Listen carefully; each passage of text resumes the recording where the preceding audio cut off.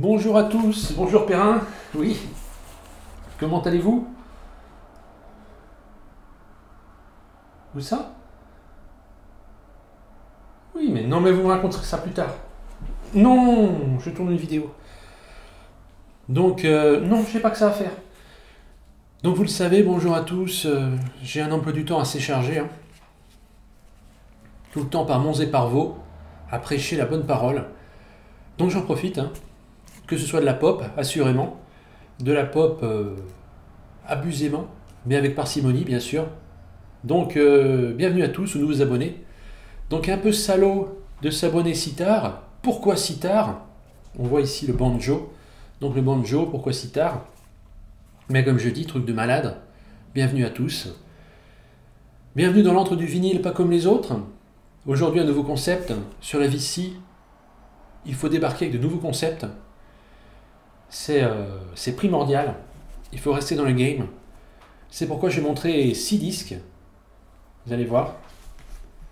Je vais mettre pour chacun des extraits. Je vais tout vous expliquer, je vais tout vous dire. Il y aura des parties historiques liées à certaines anecdotes de ma vie personnelle, des histoires très privées que je vais révéler à la face du monde. Certains vont être en PLS, je pense notamment à mes détracteurs, voilà.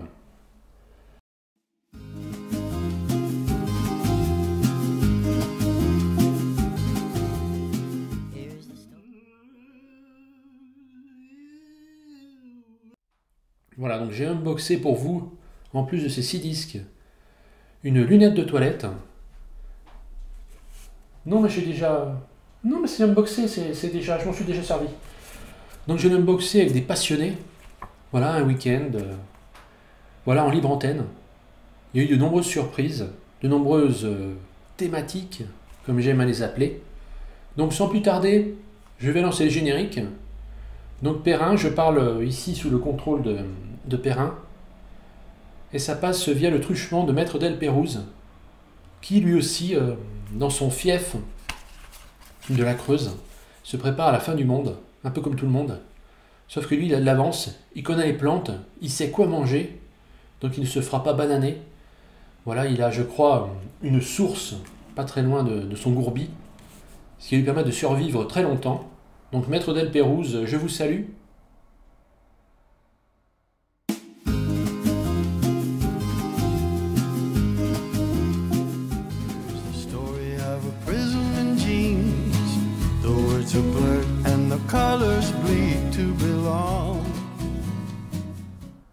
Nous allons donc commencer par le premier disque. Ce premier disque,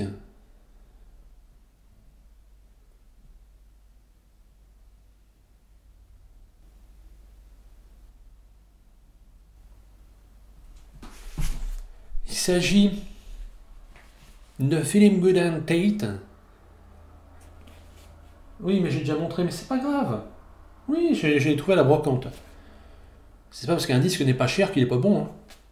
Au contraire. C'est pas un vieux singe comme moi qu'on apprend à faire la grimace. Ou c'est pas un vieux teckel qu'on apprend à jouer du piano. Eh bien si. Il apprend à son chien à jouer du piano. Voilà. Mais comme je dis toujours, hein, Glenn Gould n'était pas forcément meilleur pianiste que vous et moi. C'est juste qu'il faisait un tas de manières, il rapprochait son tabouret, il faisait des... Il y a tout un protocole. Mais après, il faut voir dans le détail si vraiment, pianistiquement, il avait des billes.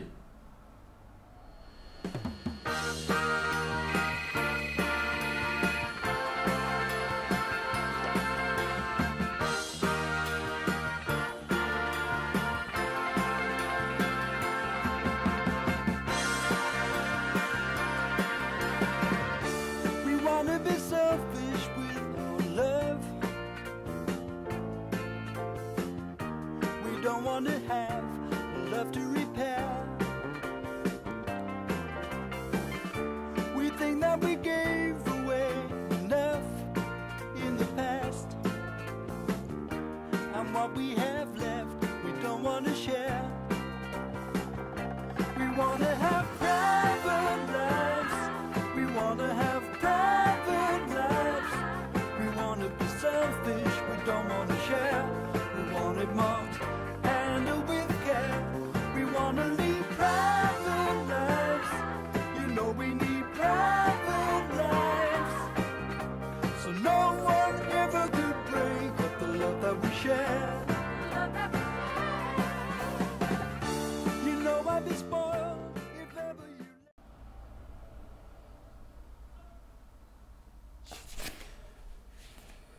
Donc il s'agit d'un disque que j'aime beaucoup, c'est un songwriter anglais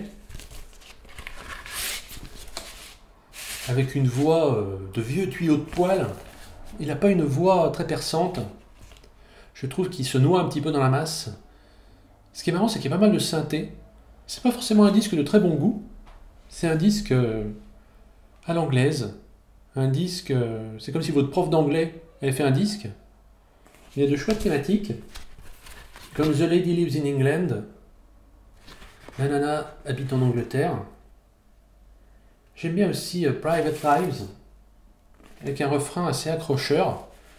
Donc pourquoi se priver de ce genre de disque? Je trouve ça très frais.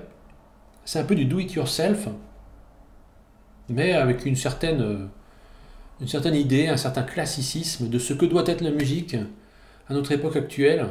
Voilà, donc ça met un gros coup de godasse en travers de la tronche à Julien Doré. C'est toujours bon à prendre, hein, faites-moi confiance.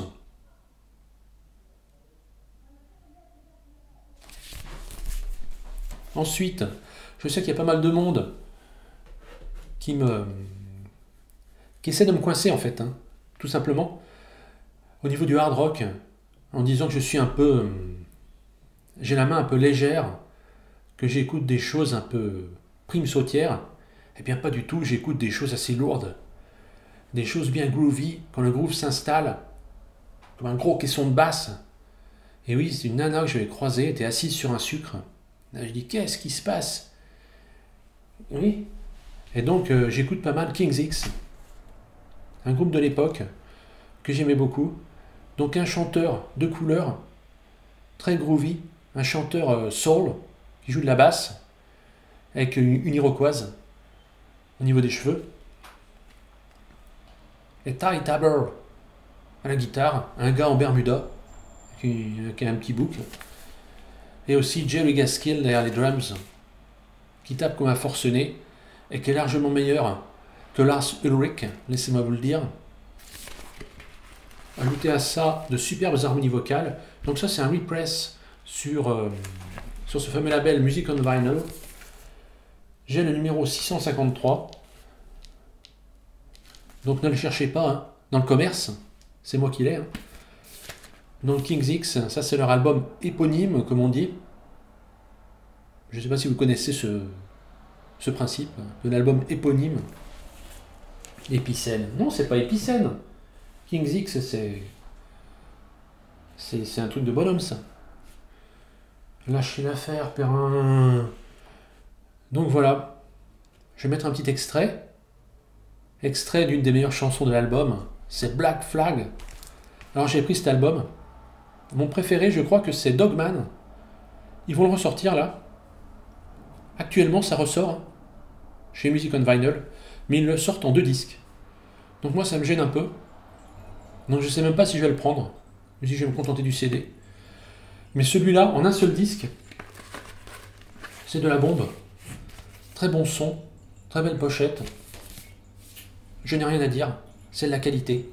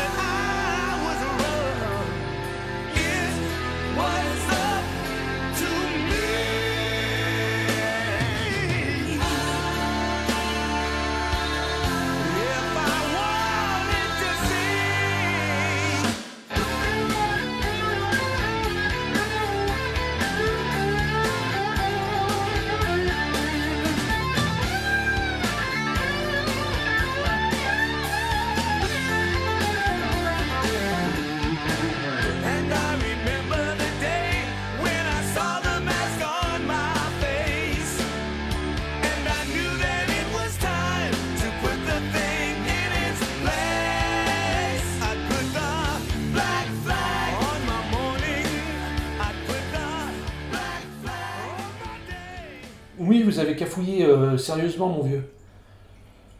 Christophe nous avait envoyé des disques, un tas de disques. J'avais fait 3 vidéos. Une est sortie, a disparu, et les 2 autres ont carrément coulé, tel Leonardo DiCaprio sur le Titanic. Voilà, bon, ça c'est pas une grosse perte, hein. Ce mec, on n'a jamais pu l'encadrer. Espèce de beau gosse, là. Mais oui, nous on aime les bonhommes, comme François Hollande, par exemple. Et les gars du Marshall Tucker Band. Donc ça, c'est du Southern Rock. Alors le Southern Rock, c'est les Allman Brothers. C'est Lynyrd Skynyrd. Pour ceux qui ont été au lycée, bien sûr, on se souvient du prof de gym. Toujours un prof de gym, voilà, qui passait plus de temps au bar qu'au gymnase, hein, je pense. Même si le mec faisait des pompes, il était quand même gaulé. Donc c'était une vraie nature, hein. Je sais que mon oncle l'avait tamponné avec sa voiture, mais l'autre était complètement pété à l'alcool de noix. Du coup, il n'y a pas eu de constat, il y a eu arrangement à l'amiable. Il a un peu décabossé la bagnole, quoi, avec ses outils de prof de gym. Donc c'était Lynyrd Skynyrd. Et donc ça, Christophe me l'a envoyé. Je crois que c'est leur 3e album. Le 2e album, c'est Thierry qui me l'avait envoyé.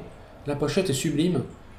C'est un guet-apens tendu par des Indiens à des cow-boys au-dessus d'un canyon. Le coup classique, hein. Voilà, c'est vraiment... Ils sont tombés dans le panneau, comme d'hab.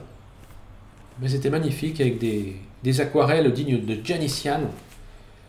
Et donc là, le 3e album, il est génial, c'est le meilleur, je pense.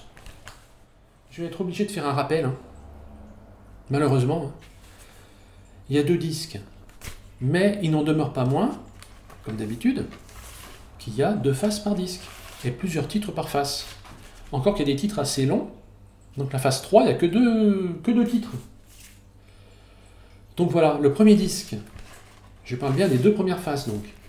C'est des inédits, des morceaux studio. Et on va dire la problématique, non mais la particularité de ce groupe, c'est qu'il y a un gros flûtard, un gars qui joue de la flûte. Voilà, je sais pas où il s'est cru. Il s'est cru dans un groupe de hippies. En tout cas, il joue de la flûte, hein, ce que j'appelle un gros flûtard. Et donc, ça ajoute un petit côté jazz, un petit côté new age à cette musique. Donc, on n'est pas chez des rustos. Il y a une certaine délicatesse dans le propos. Et le 2e disque, c'est plus country blues, c'est plus boogie woogie, c'est plus voilà, blues rock. Et là, ça devrait plaire à tous les amateurs. C'est un peu relevé, quoi. Et le guitariste, il est excellent. J'ai vu qu'il jouait avec un doigt, comme ça. Il n'a pas de médiator. De plectre. Arrêtez, vous sortez d'où? Il n'a pas de médiator. Il fait pas du picking. Il joue comme ça, comme ça même. Et il fait des super solos, super rapides. Belle technique. Très belle technique, oui. C'est génial, c'est un super musicos. Donc ça, vraiment, je le conseille. Superbe album, si vous aimez le Allman Brothers Band. On est un peu dans la même... Oui, c'est la même grenouillère. N'hésitez pas, hein.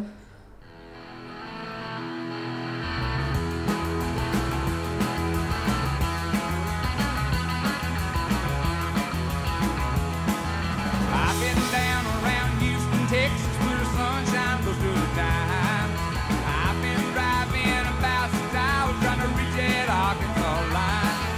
It takes our canoes an hour ahead. I gotta keep my wheels rolling. The woman, you're always on my mind, 24 hours at a time.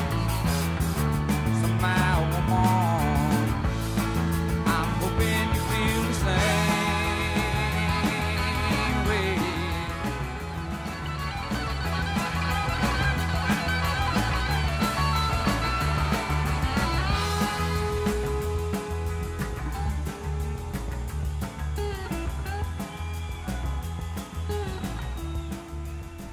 Alors, nous arrivons à la moitié. Moite.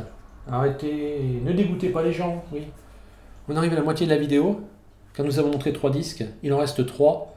nous aurons atteint le quota et nous aurons inauguré ce concept montrer 6 disques sur la VC. Donc nos concurrents et néanmoins camarades sont malgré tout en PLS. On s'en excuse. Donc ça c'est un achat. Je sais plus si je l'ai montré ou pas. C'est Richard Hawley. Alors Perrin, non. Non. Je vous ai dit de pas le dire. Non, parce que moi j'accepte plus ça. Déjà qu'il avait dit Dabadi Dabada, je parlais de Jean-Loup Dabadi. Oui, vous avez dit Dabadi Dabada.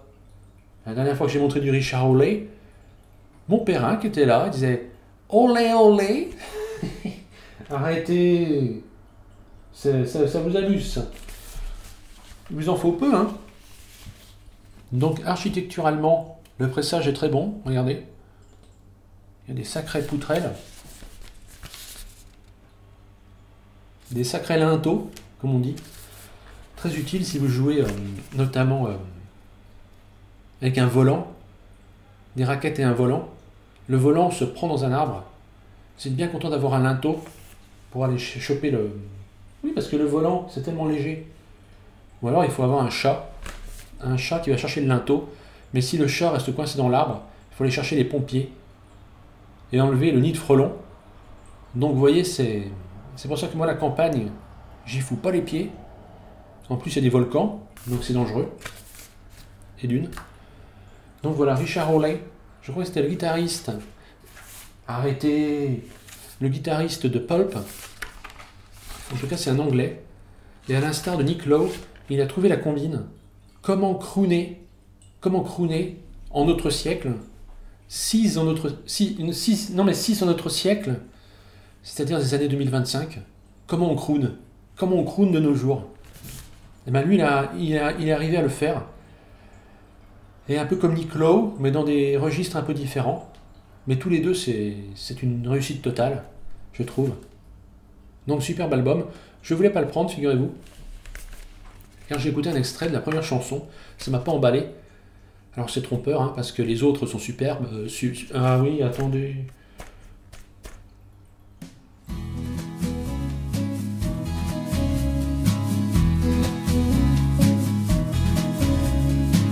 Here's the story of a prism in jeans. The words are blurred and the colors bleed to belong. Oh, to belong.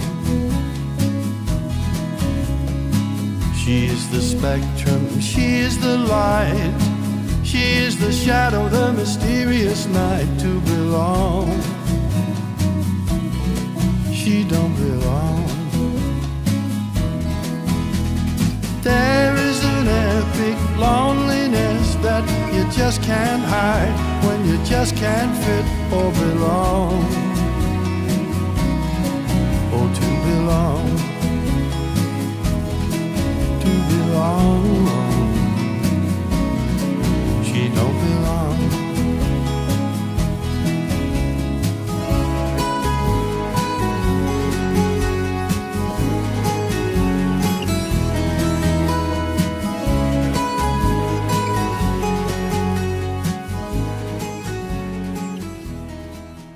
Le dernier Richard Hawley que j'ai pris, parce que j'ai trouvé à 16 €. Donc 16 €, superbe pressage. Donc excusez-moi, excusez de la poubelle. Donc retour sur la brocante, car les disques pas chers ne sont pas des disques de vieux clopos, ne sont pas de vieux en marre à mettre aux encombrants. Il y a parfois des perles, j'en ai trouvé une. Je ne savais pas ce que c'était. Il s'appelle Robert Lamm, ça s'appelle Skinny Boy. Et Robert Lamm, j'ai appris plus tard, en faisant des recherches, que c'est un des songwriters du groupe Chicago. Voilà, un des gars du groupe Chicago.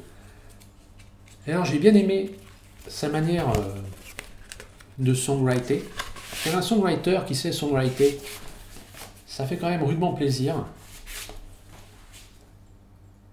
Et ouais, il a des super paroles, très simples. Il se prend pas le chou, hein. Mais justement c'est assez touchant, je trouve. Et au niveau musical, lui, il est au clavier, ça se sent. Il enchaîne de bons accords, de jolies couleurs au clavier. Et par-dessus, il y a un peu de guitare, mais surtout des drums. Des drums et de la basse. Le gars Terry Cass à la basse, c'est incroyable. Il y a aussi des violons, tout un tas de trucs. Mais je trouve que la section rythmique, batterie et basse, la manière dont c'est enregistré, ça donne des frissons. C'est encore mieux que les patrons de la West Coast. Ils ont réussi à se dégoter un son. Je ne sais pas si c'est un son à la Chicago, mais c'est vraiment magnifique. La basse qui roule du cul au bord des enceintes. Les drums, le mec il est là.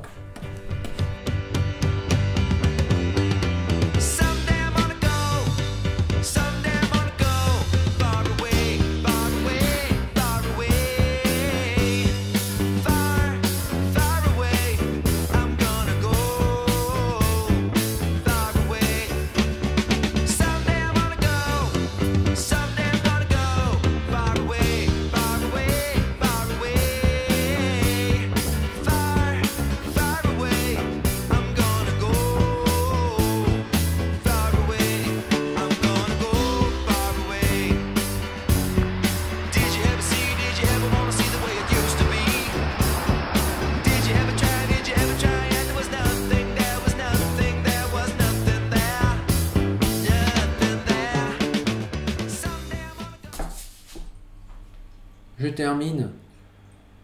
Oui, c'est déjà l'heure, oui. Pas un dernier disque, un dernier pour la route. Attention aux yeux, hein. Attention aux ouïes, d'accord, mais attention aux yeux. Un disque mythique qui a fait les belles heures de ma jeunesse. Je me souviens, je me revois en train de l'écouter. Donc j'ai découvert le groupe avec Dogman. Et ça, c'était le suivant. Encore meilleur, probablement. Car moins lourd, beaucoup plus feinteux, beaucoup plus joli, beaucoup plus varié. Ils se partagent les vocals. Donc attention, ça a été photocopié sur les photocopieuses de Music on Vinyl. J'ai l'exemplaire numéro 149. Là, ça commence à devenir sérieux.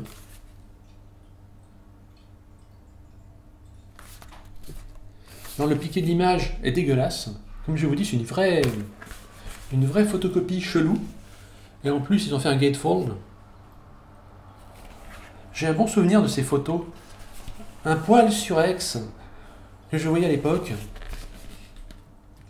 Donc là, il y a moins de charme au niveau de l'artwork. Parce que même ça, sur le CD, ça me faisait rêver, cette photo. Alors, ils sont très inspirés des Beatles. Vous voyez, au niveau des harmonies vocales. On disait c'est les Beatles du métal, du hard rock. À l'époque, on disait hard rock, hein. On disait pas métal. Hein. On savait vivre à l'époque. Donc c'est les Beatles du hard rock. C'est un peu comme Extreme, c'est des funksters. Parce que le groupe, bien sûr, c'est joué. Vous imaginez bien. C'est un power trio. Et j'adore leur son, un son très lourd. Et là, avec des ballades, avec un peu de piano. Donc qu'est-ce qui se passe ? Ils ont complètement éclaté le paradigme. D'ailleurs, c'est leur dernier album sur Atlantic. Après, ils vont être virés comme des malpropres. Dommage, parce que vraiment, c'était vraiment des talents. Et ça, c'est vraiment l'apex du groupe, je trouve. Oui, je trouve que c'est l'apex du groupe. Et le pressage, contrairement à la pochette, carrément en ravachol, le pressage est magnifique. C'est un album qui est très long. Hein. Il doit durer pas loin d'1 heure. Et ben, ça passe super bien sur un vinyle. Donc ça, c'est génial. Je commence à en avoir marre des pressages sur 2 vinyles. Vinyle super lourd, où il n'y a que 3 titres par face. Donc ça, moi, je sais pas si vous voyez la porte là-bas.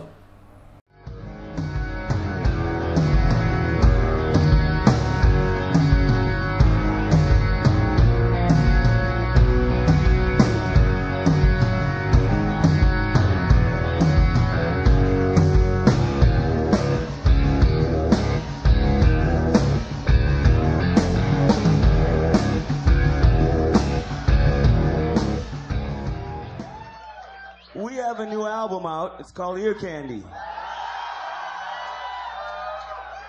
And we're going to do everything we can off of that record, and then we're going to do some old stuff too. So you stay here and listen, and we'll play. Based